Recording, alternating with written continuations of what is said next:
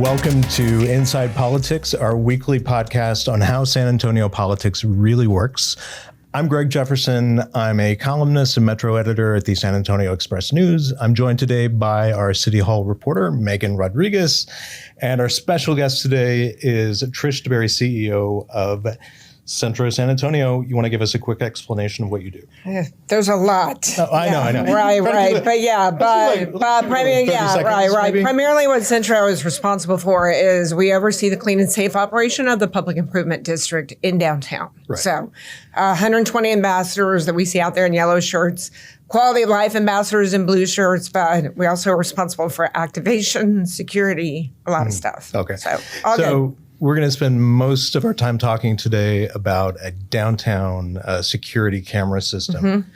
And everything you just said in that, we didn't hear anything about security, so it might seem a little odd that we're doing this, but we'll get to that in a moment. So included in the city's 2025 annual budget, which council will approve on Thursday, is included about $250,000 for a test pilot program for a security camera system on 4 blocks of Commerce Street. This will pay for 10 cameras and artificial intelligence software. So these cameras will be driven by AI. They will not include facial recognition, but this is the beginning of a pilot program. It's likely to start in January. It'll run a year, and presumably it'll spread out from there. Also, the city's estimating the cost of monitoring this system at about $100 million, monitoring it 24/7. Part of that is going to depend on Centro San Antonio and your contribution. So let's start there. How did you get involved in this pilot program? So when I came into the seat, much like I talked about at the beginning, really, I think I told you this, Greg, when we sat down, we talked, I said, look, we're going to double down on clean and safe. Because when we talk about safe, that also kind of implies security. Because in order to keep downtown safe, there has to be some kind of a security presence. And what is that? Bike patrol obviously has 60 to 70 officers. Homeless got very comfortable, obviously, in downtown San Antonio, and during COVID. We have a lot of Class B and C misdemeanor activity that goes on in downtown. And so I went on a benchmarking trip. We were talking about sports and entertainment districts. We were talking about minor league baseball stadiums. So I went to Nashville, and then I kind of benchmarked not only about the stadium, but also looked at their clean and safe operation. And they did have a security network of cameras. So I started thinking about that and talking about that. And obviously stakeholders who had been very concerned, obviously, not just with B and C misdemeanors, but maybe some nefarious activity. Obviously, we saw a spate of murders that took place in downtown, which kind of accelerated the conversation. But taking a step back, stakeholders were like, well, what do we do? What do we need? And I said, look, let's just do a wholesale security audit of downtown. So we hired a consultant to come in and do that security audit. And that consultant said, look, you guys have cameras and a network that's up. However, we don't think it's working properly, and it's not integrated, and it's not a very sophisticated system. Probably about 10 years old, so I don't really know what kind of data you're able to ascertain from the network that's up there right now. And actually, Greg, that most of those cameras have not been working. Right. So they're up on streetlights. Right. You can see them, but they're not working. Right. And they're not, they can't really speak to one another. There's no information. Right. And they're not being monitored. Right. Yeah, which is important. Yeah. Now, when you say you started a conversation with the city, what you mean is you reached out to Police Chief Bill McManus? Well, I think what we waited for were the results of the security audit to come back. Because we have a public improvement district committee at Centro that was very interested in the results and the outcome associated with the study. Right. So once we had that and we presented to the bid committee, we thought, look, we ought to share this, obviously, with the chief, bring the consultants in, and then maybe have a conversation with the city. So they took a look at it, talked to the consultants, said, this is interesting. And, I think, Eric Walsh said, Chief, what do you think? And he said, well, we could always use something like that. That's for sure. But it comes down to money, at the end of the day. So it stayed put for a bit. And then once we had the spate of murders in downtown, the conversation erupted one more time. Right now, Chief McManus told the Express News, and you might have said this during a council meeting a couple of weeks ago, his decision to pursue this pilot program on commerce was not driven by, these 4 shootings between, it was between late April at Market Square and late July, early August.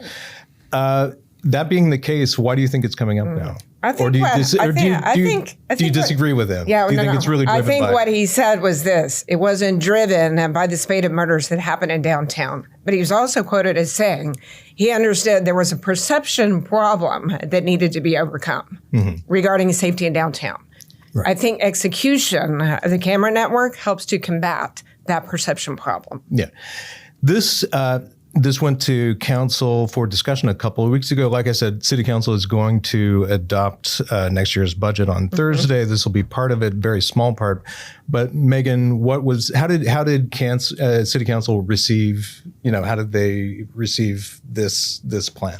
Yeah, absolutely. So there seems to be a decent amount of support for this. Honestly, the only couple of council people who seem to be concerned about it are Councilwoman Terry Castillo and Councilman Jayla McKee Rodriguez. Councilwoman Castillo kind of taking it from a more philosophical approach of, I just don't think it's a good idea to be constantly surveilled all the time. And that's her concern. Councilwoman Jayla McKee Rodriguez, on the other hand, he is worried that even though this isn't supposed to be bringing in facial recognition software, that he believes this is kind of like a first step into kind of dancing with that idea, and that it'll could potentially expand out to that one day. And so those were some of the concerns on the table. Other folks seem to be pretty much open to the idea, though, as far as using it for increased and improved security downtown, at least in the pilot program perspective. Now, my understanding of how this would work is, so it'd be AI powered. If the cameras pick up some kind of unusual activity, somebody pulling a gun, a fight, breaking out, or even, a trash starting to accumulate, they can send alerts either to SAPD or street cleanup or whatever the appropriate agency is. Do I have that? Yeah, that's right? correct. Yeah, they can deploy resources proactively. Like, for instance, I think I gave the example.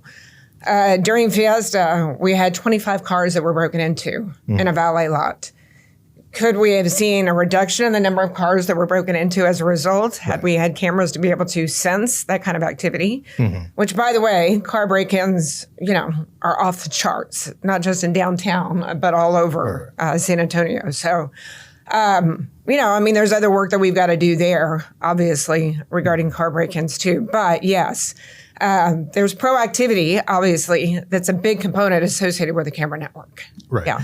So the idea also is that this would help, AI would help police investigators kind of go through footage where, if they're looking, I think the police using an example of the blue car. Right, as a getaway car. A witness saw somebody driving away in a blue car. It would be much easier to find this through AI, having that sift through hours and hours of footage than a human being. So kind of bolster that. Yeah. Now you told the Express News early on, this was when we first reported this in August, that you were all in favor of facial recognition in that capacity. Well, using that capacity. Yeah. Or do you still feel that? Yeah, way? what I said is there are pros and cons. Right. I don't think I said I was all in. Oh, okay. I think I said there are pros and cons, which is what the quote said. Yeah. So I completely understand the cons that are associated with it, and completely understand where Jayla McKee Rodriguez is coming from. We don't want to be disproportionately affecting, obviously, people of color, from an arrest standpoint. However, we look up the street to the east of us in Houston, and they are employing facial recognition successfully. You go to Mexico City, you travel to London, which has probably the highest, most robust use of closed circuit cameras, in the world. Most places that you travel across Europe do employ AI, regarding camera networks. So I understand the sensitivity associated with it, and so we've got to be careful. There's no question. But I do think it deserves a pilot run to see, obviously, is it helping with safety and security, and is it increasing arrests? Yeah. And I think, I'm curious, though, go ahead. Like you said, you think it deserves a pilot program. So I'm curious, what would you consider maybe a successful pilot program run? And kind of on the flip side of that, what would maybe need to happen for you to say, oh, maybe this isn't appropriate after all? Well, I mean, the data is going to speak volumes, right? So I think it's how we identify what does that data look like. And we haven't determined that. We've got to sit down with the police department. We've got to sit down with the city and figure out what kind of data do we want to be able to drive the decision. Is it number of arrests? Is it from an incarceration standpoint, Class B and C misdemeanors? Are we seeing, obviously, better success associated with that, whether it's mandatory diversion or whatever occurs with a Class B and C misdemeanor? Does it mean we've got cleaner streets and better trash pickup? Because to your point, Greg, it's not just about policing, right? This is also about what are we doing from a Centro standpoint regarding trash pickup. It could be graffiti abatement. I mean, there's any number of things that could come of it. Because if you look at the camera system in Nashville, they're not just doing policing. It is a part of the PID and the Public Improvement District. Yeah. Now, how did this? So you were traveling to Nashville. You were kind of looking at various safety and security measures. How big of a concern is this among downtown business owners you deal with as part of Centro? Like, apparently, if it was important enough to be the reason for admission to Nashville, right? Like, how big a deal? It's a huge concern. Yeah, I mean, I hear from stakeholders every single day. Whether what kind of crimes? Well, it could be smashing the front doors of the Frost Tower. $500,000 worth of damage. It did happen. It could be sexual assaults, which I've had an employee at Centro who was sexually assaulted on the street.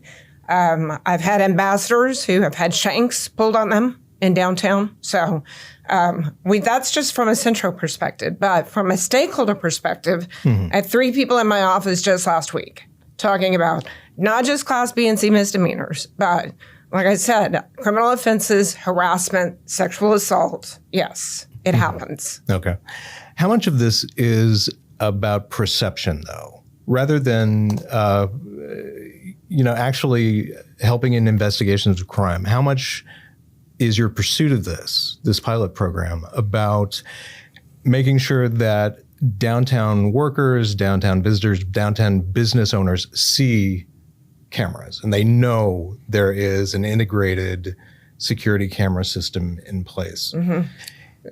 I mean, is that the thrust of it? I mean, is this about perception more than actually? I don't think the thrust of it is all about perception. Okay. I mean, I don't think I would have gone this far if it was just a perception problem. Now, that is what the chief has said. Right. However, you talk to Bike Patrol. I'm in a meeting with them once a month. We talk about this stuff all the time. I have stakeholders that are in my office when I'm on the street talking to people. There are things that happen on benches along Houston Street all the time. Right? Whether it's needle exchanges, whether it's defecation, whether it's shoplifting that occurs. Yeah. Now, those aren't the most heinous of crimes. I completely understand. Right. But for somebody who's investing in downtown, it becomes problematic. And we talk about more businesses wanting to come into downtown versus leaving downtown. They want to see action taken. And I believe that downtown's at a tipping point. We talk about sports and entertainment districts. We talk about what is to come. We need to be getting ahead of the curve now associated with safety and security in downtown. Okay. Yeah. Megan, do you have a question? I wanted to just kind of circle back. You've talked about the kind of money and the financial aspect of this. And like Greg mentioned up top, Centro is going to be pouring some money into this. And the way the city has kind of framed it is dependent on how much money y'all give will kind of determine whether or not this could be a 24/7 pilot program or some shorter time frame there. Can you tell us a little bit about how much you all are committing and if it's going to be enough to be able to have it 24/7? So it's not going to be enough to be 24/7. I did not anticipate that we were going to get an ask of the organization of $950,000. To be is that able what to, they're asking you to pay? Yeah, I would bankrupt the organization. The city has said that to monitor the system 24/7 would cost $1 million, and they want you to pay $950,000. Yeah, well, they're paying $250 for the cameras, right? And the software, right, and they're probably getting a good deal because they're using a vendor, Axon, that does body cameras for the police department. And so that's the $250 for the city. Right. If they wanted to monitor it 24/7 to add up to the $1 million, it was $950 was the ask of Centro. Okay. There's no way our organization can bear that kind of expense. However, the board, who is completely, obviously, in support of the security audit that we did downtown, the consultants that we had brought in, they're very interested from a stakeholder perspective regarding the cameras that are up. And so they did agree to match the city at $250. So we're in for $500. Now, what that means from a monitoring standpoint, do we scale that back? Does it look like there's a determination made regarding when the most amount of crime occurs, and so that's when we're going to be monitoring the cameras. But like I said, there's no way I could do $950. Right.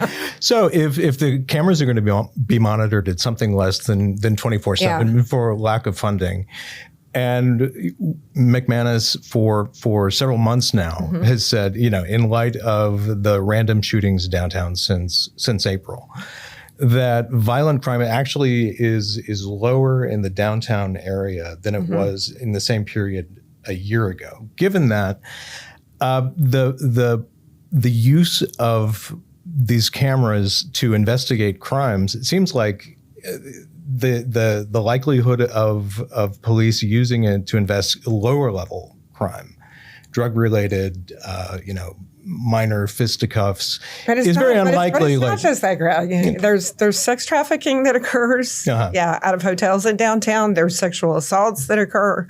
So it's not just about murders, right?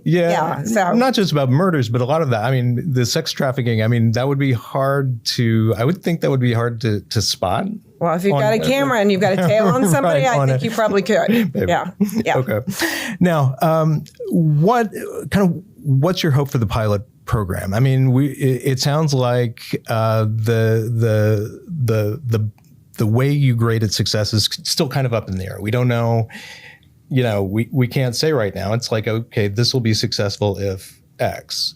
What do you think that should be, and how do you hope this pilot program shakes out after a year? Yeah. Well, I mean, the devil is always in the details. And like I said, we have to be able to come together, since it's a partnership at this point, with SAPD, the city of San Antonio, and Centro, because we all have skin in the game associated with it, and we've got to figure out what data needs to be informed and what does define success, right? So hopefully I'll come back to the podcast, obviously, once we've got those metrics defined.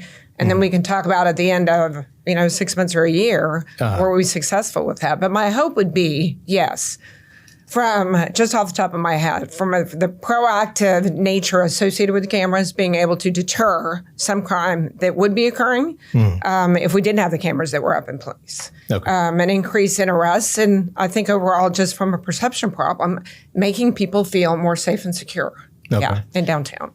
I know that you've talked about an increase in arrests here, but I do want to just provide a little bit more context as far as some of what the police department has said. They've also said that with these cameras, they're going to always have a human at the back end making the decision of who exactly is being deployed at any given time for anything. It's not all going to be the system making these decisions. But then also on the flip side, I know we've kind of touched on it here and there, but I want to talk a little bit more specifically about a study from 2019 by the National Institute of Standards and Technology. They found at that time that algorithms of more than 100 facial recognition systems falsely identified individuals who were Asian and Black at 10 to 100 times more frequently than people who are white. And I just wanted to reiterate that's actually a part of what Jaylen McKee Rodriguez's concerns were. I know that we've kind of touched on it, but wanted to make sure that we have those exact numbers also in front of us. Which is why we said, look, there have to be sensitivities that are paid associated with the technology.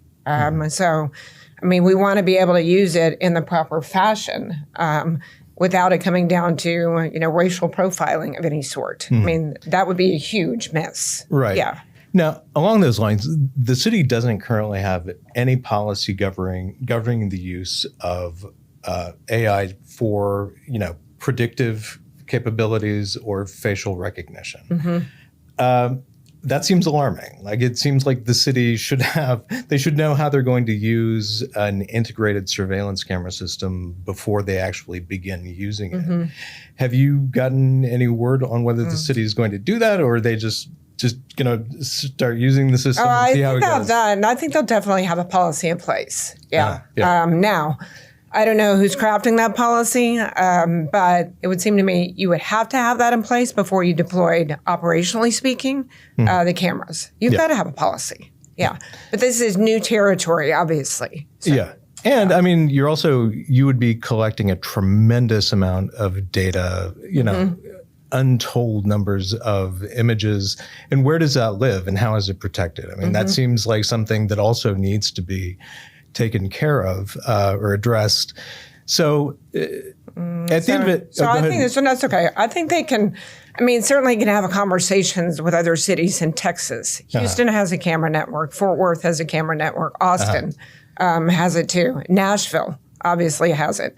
So, there are many cities across the country that I'm sure, they can look to that might be like-minded, have a policy that's proved to be successful. But it doesn't necessarily mean, I would think from a policy standpoint, especially as rapidly as technology is changing, that it becomes a static policy. Right. There's going to have to be some organic nature associated with it, with what we find. But I'll also say that's the beauty of a pilot too, right?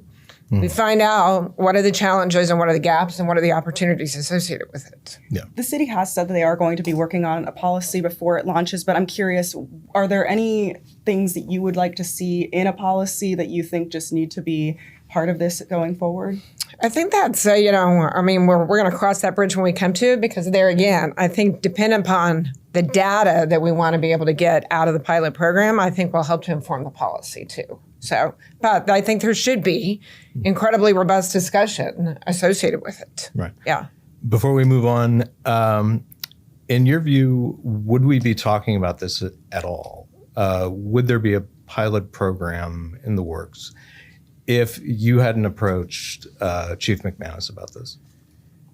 We were proactive about it, certainly, and I think there was definitely an interest on his part, regardless of what happened with the spate of fatalities that took place in downtown. He was keenly interested, in obviously being able to monitor, I think proactively monitor, but also, being able to have that kind of footage to be able to make an arrest in a very serious case could prove to be very helpful. So, yes, do I think it was exacerbated a bit, obviously, by the fatalities and perhaps a perception problem that occurred associated with it, and maybe it's moved a little bit faster as a result. But I do think there was still keen interest, even despite that. Did you move it along faster? I think as a result of the security audit that we had done in downtown, yes, I do. And here's the other thing, Greg, and Megan, associated with the network. The opportunity for hotels that have cameras right now to be able to opt into the network, they're able to do that with the integration associated with the network. Right now, somebody could have a Ring doorbell here, there, the other, not a very sophisticated camera, but I think it widens the opportunity, obviously associated with a bigger majority of downtown. Right. Okay. Now, let's move on to the missions and Project Marvel. Although it's really, it's kind of in a way related to what we've been talking about. A lot of it is grounded in the perception of downtown. And let's start with that. The reality of downtown right now is you have fewer residents living in the greater downtown area. It went from, a peak in 2020 of 56,000 residents to we're somewhere near, you probably have a better number than I do, but about 50,000. And you've had a number of corporations move their offices out of downtown. So the sense downtown is that it's still struggling post-pandemic. how would you characterize downtown? Yeah. I'm assuming that's part of it. Yeah, for sure. Yeah. There's no question that downtown struggled. Yeah, post-pandemic. We weren't alone in struggling. Right. There were other major downtowns in the country that obviously were facing the flight of companies from downtown. And it wasn't just about COVID and the homeless getting very comfortable. It was also about the fact that we now have a new work dynamic and environment called hybrid. Right. People don't need big office spaces to be able to come into every single day. So I think that's radically changed the paradigm when it comes to office space. I would tell you that I think, post-COVID now, where we are with downtown, we're on an upswing. Like, I think we're about to experience a renaissance of downtown San Antonio that we haven't seen before. I think the next 5 to 7 years are going to be amazingly exciting. Is baked into that the Mission Stadium and Project Marble, or? Well, let me just say, even with that aside, how do you justify? Well, you look at Hemisphere, right? And what that has meant, obviously, to a southern portion of downtown. Foot traffic, events, families. I mean, we want, obviously, kids and children and a true urban park, right, that's there. You look at what's going to happen with the Alamo when it opens in 26, 27, which will not only mean from a walkability, connectivity standpoint, and people will no longer be spending only 7.5 or 8 minutes at the Alamo and saying, is this all there is, right? Yeah, because... the Alamo looks larger than life, right? On the movie screen. And then you look at it and you're like, huh? Right. Yeah. But the investment that's being made there is going to be similar to, I don't know if you all have ever been to the World War II Museum in New Orleans or the Holocaust Museum in D.C. Or Gettysburg. It will be that caliber.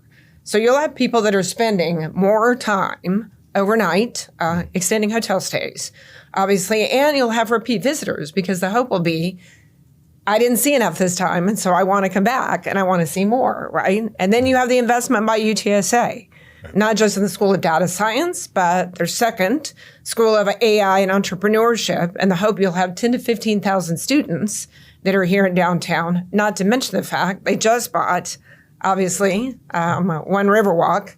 Yeah, and what that could mean from a degree program, more administration. That's a big deal. What is UTSA up to? I mean, they seem to be like the second biggest developer behind Weston Urban. What is their thinking? Well, the only thing that I know, and I'm not Taylor Amy, obviously, but let me just say I appreciate their investment because it's at about, millions of dollars at this point, right? Yeah. So I appreciate that. I appreciate the fact that you're going to have younger people in downtown too, which is important. So all of the things that I just talked about, whether it's what Taylor Amy and UTSA, and by the way, Taylor, I think, had gone to a trip to Phoenix, and they've got a campus or a university in their downtown. And I think when he obviously became head of the UTSA, he looked at that and he said, you know what, I want to put a stake in the ground.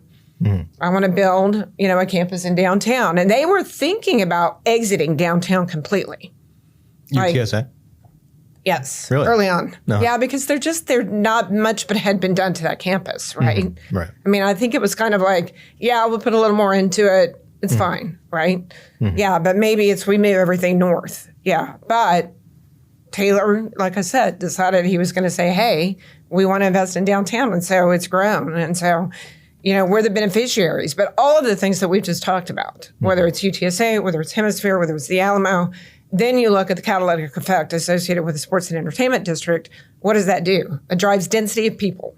And what does density of people do? It drives demand for services, right? So I want micromobility. I want to be able to get everywhere I need to go within 5 to 10 minutes. I want a dog groomer. I want a health gym. I want a bigger grocery store. I want pickleball courts. I don't know what that looks like, right? But when you have people that are driving that demand for services, that's when downtowns really start to hit their stride, Yeah. Now, what does a new Mission stadium, about 4,500 seats, what does that do to the mix downtown? Well, I mean, it obviously brings a lot more people into downtown, not just for minor league baseball games, which I think is still a very affordable sport for a family, which I think will be important. And not only with baseball games, but it'll be activated with concerts and all kinds of other activities throughout the year. So what I saw in Nashville when I was there, their minor league baseball park, it also inspires all kinds of mid-rise housing around it and all types of housing. Yeah, and housing, of course, is a key part of the Missions agreement. I mean, the Weston Urban basically has to have, they've committed to 4 phases of development, which would be a total valuation of about $1 billion. But they have to have the first 2 phases designed and ready to go. Otherwise, the city county board that will oversee this project does not sell a single dollar in bonds to pay for it. So you're talking about hotel rooms and apartments, essentially in the first 2 phases. I think the number was 15. The addition of 1,500. That's going to be total across all of them. In the very early stages, it's going to be more in the 575 range, I believe, is like the first allotment of apartments. Do you have any unease about whether they'll be able to fill those apartments? We have a huge housing crunch. I mean, not just in San Antonio, but across the state of Texas. So my feeling is build. Not just in downtown, but across San Antonio. And it's all types of housing. It is deeply affordable. It is affordable. We talked about UTSA. It is student housing. Maybe there's a larger presence by UTSA because they're trying to figure out what they're going to do with student housing. It also means I'd like to see more workforce housing in downtown. Because when you look at the robust hotel, obviously, and hospitality industry that we have, it would be great if workers could live closer to where they work and afford to be able to be here, right? Yeah. Now, this is a completely different conversation. I haven't even broached it with SAISD or whatever, but they're shuttering schools, right? What are we going to do with those empty schools? And when we talk about office to resi conversion, many of the office buildings that we have in downtown, it's very expensive to do office to resi conversion. You rarely can make it work, pencil, to make the numbers work. But the beauty associated with schools is you've got bathrooms, you've got windows or whatever, it becomes a little bit easier. So is there an opportunity for workforce housing, teachers maybe, that could work closer to where, they're teaching? Right. But I just think the sky's the limit. We have huge opportunity here for those options. Yeah. Are there any of those schools in the downtown area? Well, it's the closest urban school district to downtown. But I mean, I'm just saying, it would be closer than many workers right now, teachers who may live at the extremities, or even, as we know, through demographic work that we've conducted, a lot of the hospitality workers are living far south and far west, right? Not necessarily in the urban core or even near the urban core. Right. Is that in your purview? No, it's not. But housing. Housing. As we look at, with VSA and with the city of San Antonio, we have hired a consultant that did the strategic framework that spawned the decade of downtown and 10,000 housing units. Right. So we brought them back on board because it's been 12, 13 years since they've updated that plan. So they're looking very closely at housing and how we can inspire all kinds of housing. Yeah. So City Council approved the Missions deal last week. They're going to do a lot of legal work now. Weston Urban is going to be busy getting its design work and financing all put together, which leaves for now Project Marvel. What do you know about Project Marvel? Probably as much as you, Greg. So, which is not much. I know you're fishing. Very little. You're fishing, but I'm not fishing.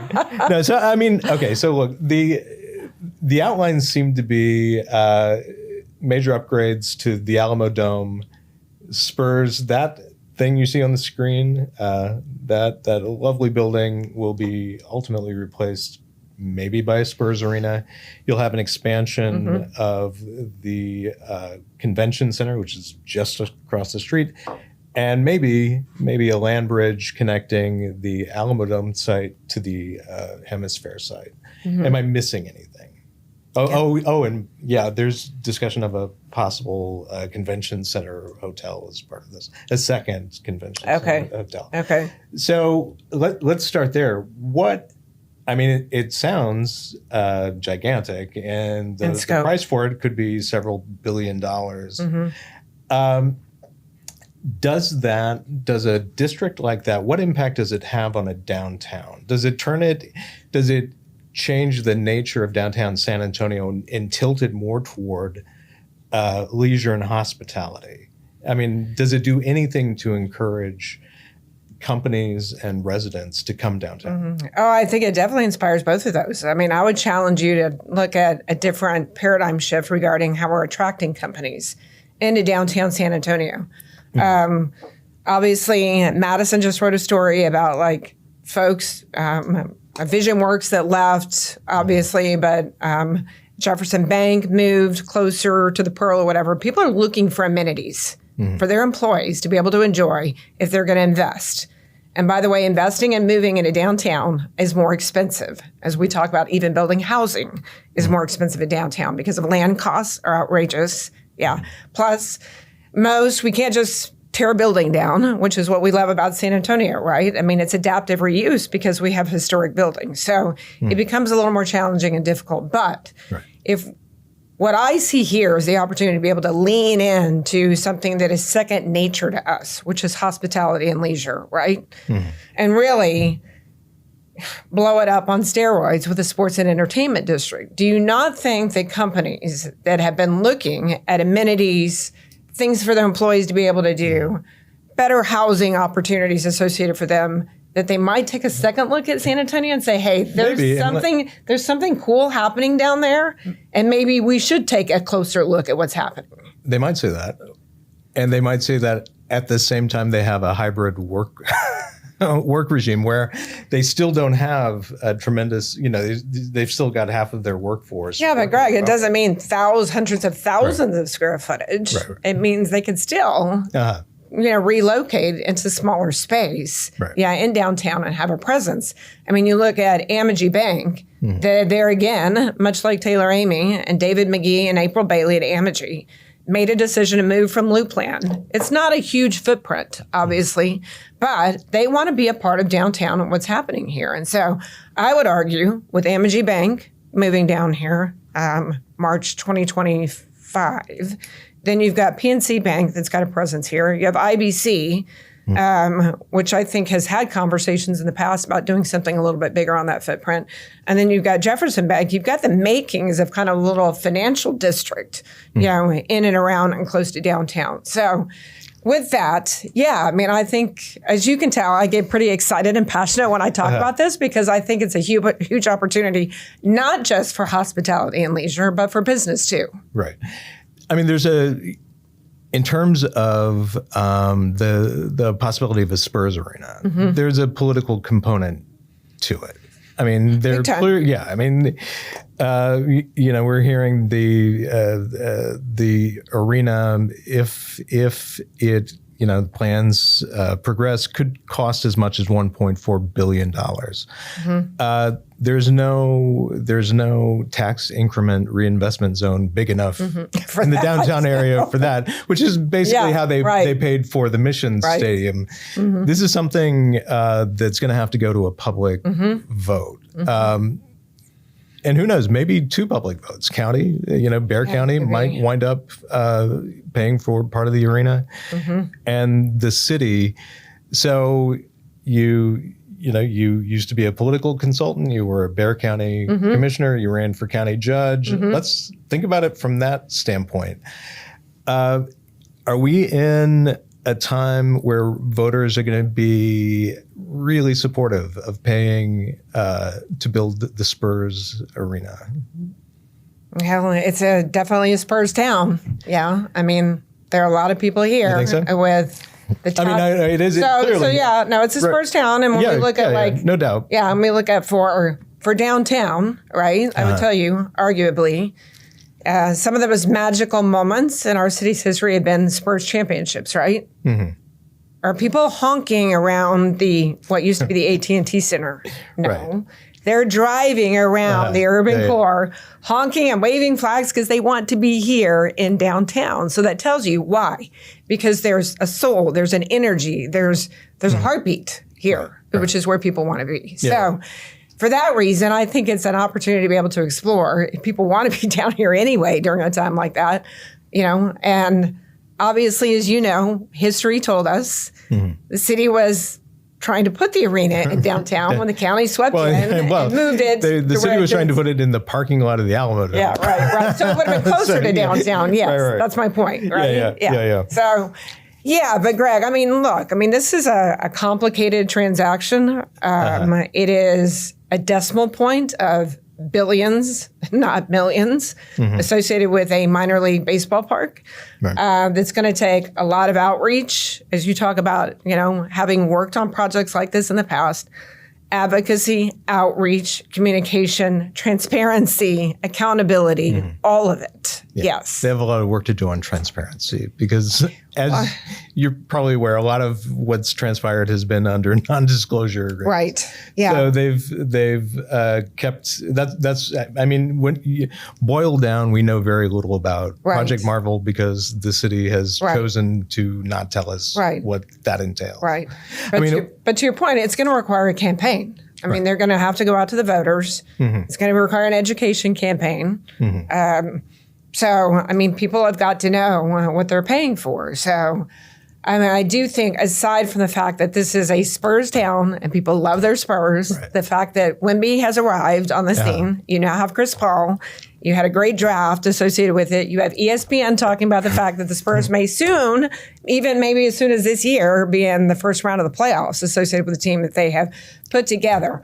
All of that generates excitement, right, associated with it. And then you might have the tacit threat underlying, if it doesn't get built, the Spurs could go somewhere else, right? They're not, look, from a campaign standpoint, nobody likes to be threatened. So that's not a good option or a good messaging tactic, but we've heard it before, right? Yeah. Yes. So last question, what if the Spurs have another season like they did with the first one under Wemby? Yeah, well, let me just say this, Craig. It's always good when the winds are at your back, right?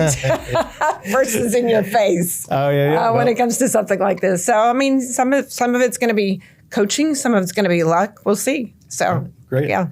Well, thank you very much for joining us. Yeah, thank you. Some difficult topics, but appreciate the opportunity to weigh in. Not that hard. So thank you very much for joining us this week. Please like the podcast. Most important, subscribe to it. And also have another subscription challenge for you. We have a weekly newsletter, also conveniently called ENside Politics. Please subscribe to that. To do so, go to our show links. It will give you all the instructions you need. Thank you very much, and we will see you next week.